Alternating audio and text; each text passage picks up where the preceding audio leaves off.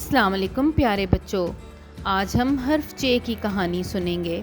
یہ دیکھیے، اس کہانی کے اہم کرداروں میں شامل ہے چینٹو۔ یہ چنٹو ہے، چلیے کہانی سنتے ہیں۔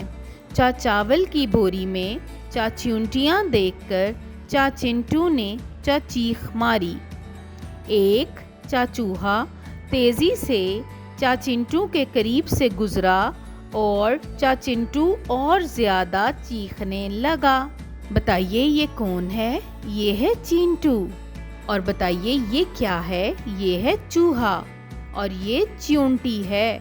اور یہ دیکھیے، یہ کس چیز کی بوری ہے؟ یہ ہے چاول۔ میرے ساتھ ان الفاظ کو دہرائیے: چینٹو، چوہا، چیونٹی، چاول۔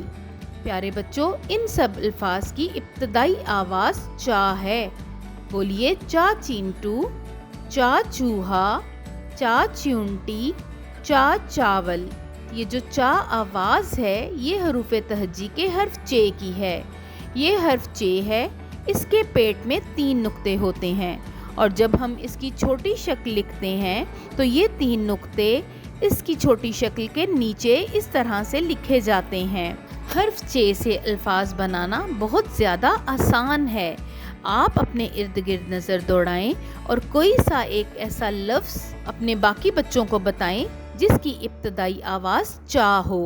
میرے ساتھ ان الفاظ کو ایک دفعہ دہرائیں: چے چا چینٹو، چے چا چوہا، چے چا چیونٹی، چے چا چاول۔ پیارے بچوں، آپ پڑھنے کی مشق کرتے رہیں۔